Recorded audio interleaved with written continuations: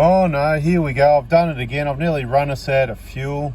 The gauge has been down on empty, below the empty line for about 100 Ks or something, and this is at least the second time this has popped up, but we just press ignore because we know there's way too much fuel still left in the tank.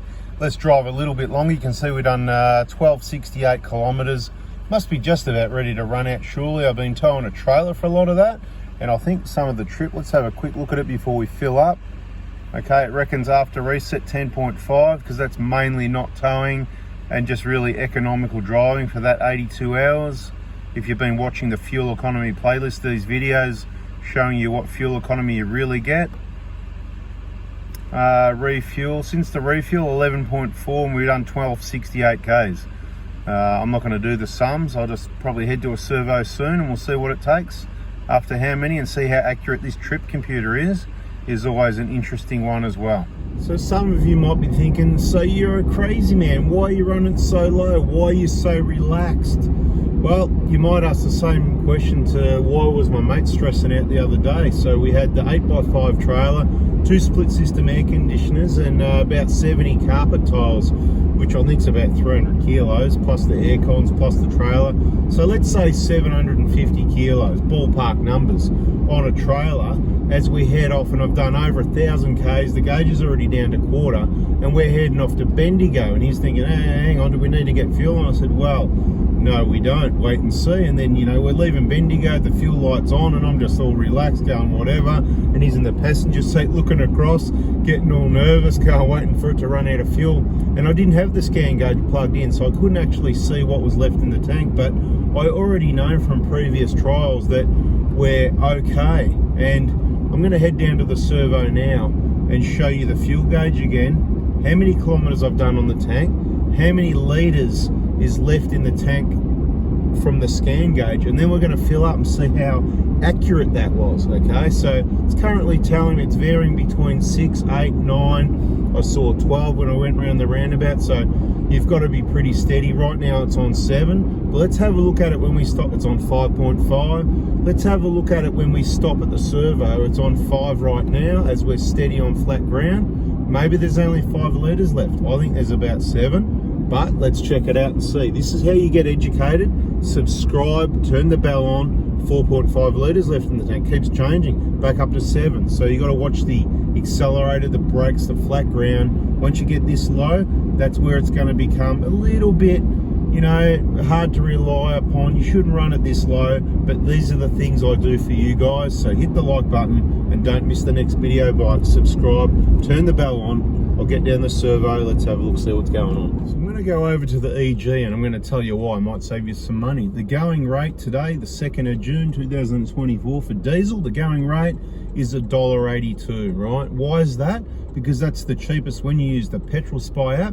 That's the cheapest within 20 or 30 Ks, so that's the going rate. Now all these other rip-offs, $2 a litre. So because we shop at Woolworths 4 cents, I'm going to get a couple of free chocolate bars. You can look at it, spend $5, save 4 cents. I'm going to save $6 because I'm going to put pretty close to, well, I'm going to put over 125 litres in. Now another reason to come here is it's nice and quiet here, you know. There's nobody here at the moment. I don't know, everyone's out busy on the roads.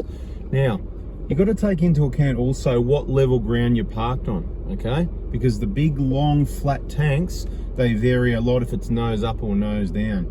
Don't forget your 5 cents a litre off at the EGs with your, you know, with your RACV membership, depending what state you're in. So here, $1.95.9 seems a lot dearer than $1.82, but if you add up the discounts, I'll get 13 cents a litre off, but not really. So it's going to come down to about $1.82. But not really, because that includes the free chocolate bars, right? I've got to spend the money on the chocolate bars, you know, a couple of Mars bars, a couple of Kit Kats, whatever it is. Or you can get something of better value. If you need some water, you can put it towards your slab of water, your milk, whatever.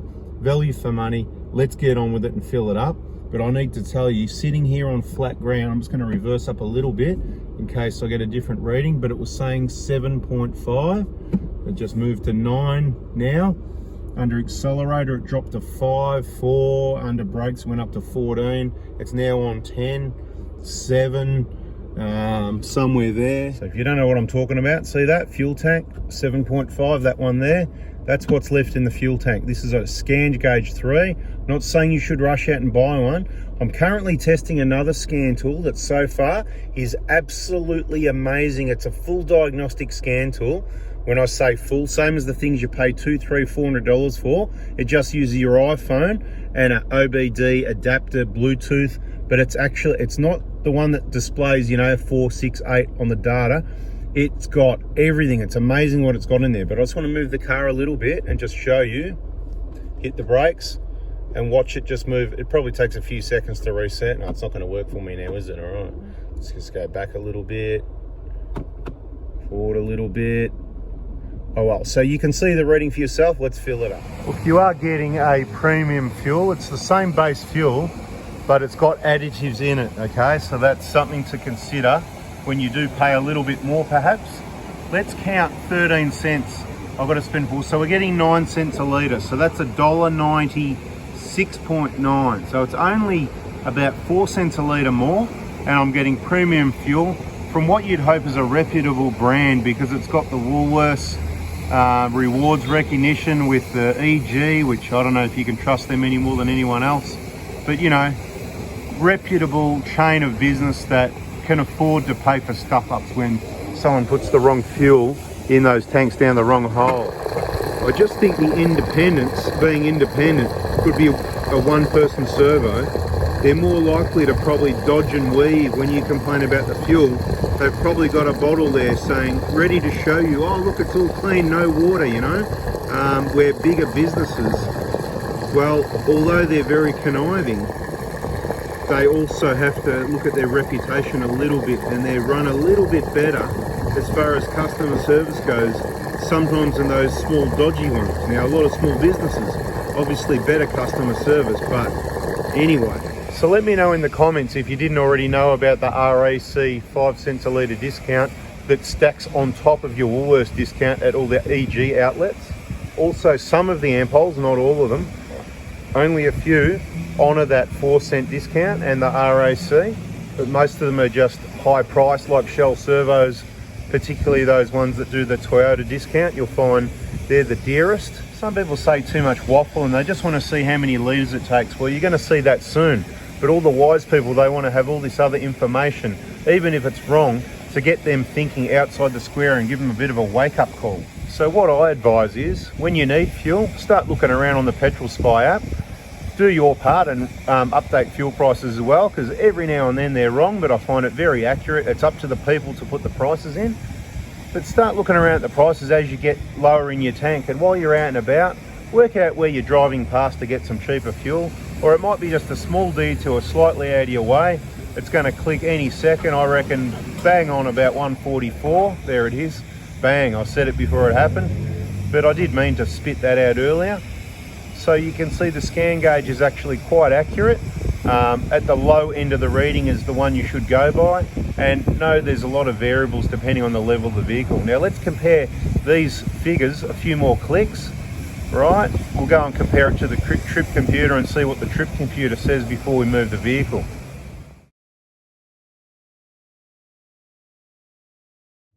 All right, so let's be realistic about this. We're pointing slightly nose down. So 145 litres is a good fill. I squeezed quite a bit more. It didn't go up to 146 litres. So that'll be technically slightly over full. On flat ground or with the nose up, you're going to get a different result. Now let's look at the discounts for a minute. 4 cents a litre saved $5.83 on 145 litres. The two bars, $7.80 minus 2 for 6. What a rip-off, but you see the discount, right? Also $5.83 on that discount. So the bars cost me 13 cents. It's a no-brainer, but I paid $1.90, what I say, $1.97 or something like that for fuel, right? You work it out, but you can see the good discount really just for asking. RACV member discount $7.29. Now let's check the trip computer. Yes, it's a Land Cruiser. That's what it said. Okay, so we started the engine. It says 0 because that's the display. Kilometers, you can see 1273. Let's reset that. I do it every time after I refill. Okay, let's have a look at after reset. Nothing changes there. 82 hours, 10.5 litres per 100. After refuel, it's on 11.4. Now we've got to do a calculation using our receipt and those kilometers. First thing I'm going to do is move the car so somebody else can use the pump, although nobody's waiting. We'll do that calculation. I'll show you one other thing too. When does that reset? Automatically, when it notes the fuel gauge has gone up, and as soon as I drive off, it'll probably change, or maybe I've got to reach a certain speed. As soon as I move forward slightly, back to 0. That's reset naturally on its own. Passive reset.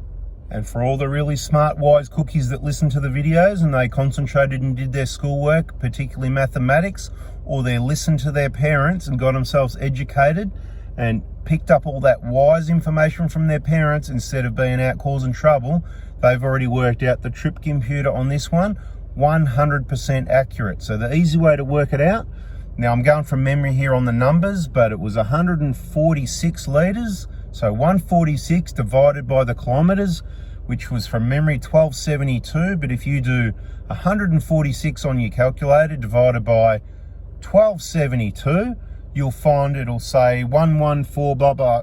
Just move the decimal point. That is 11.4 litres per 100 kilometres, which is exactly what it said before it reset. You have learnt so much in these videos, and even if you knew most of this, I think you probably went, oh, on something. So if you did, please hit the like button. I'll be looking at the comments. I hope you learnt something. I hope I saved you some money. I hope you understand how your car works a little bit better than you did before. Let's quickly go through these one more time. Now, the after refuel automatically resets. It says 1230. That's based on recent statistics from driving, okay? You drive better, do better runs without the trailer, that number will increase. And if you get 8 litres per 100 Ks, it'll be up around, it'll only tell you 1500, even though you can get 1800 kilometres out of a tank on road tyres with a stock standard vehicle travelling at speeds of 80 to 100 kilometres an hour, that sort of thing, to give you an idea. After reset, that's me pressing the reset button, the enter button on the right hand side of the steering wheel. If I hold that down, it resets. And after start is every time you start the vehicle. It's looking pretty bad because I haven't driven anywhere yet. So let's wrap this one up. Thanks for watching. Like I said, I'll be looking at the comments. Bada bing, bada boom, all right? Hope you learned something. Catch ya.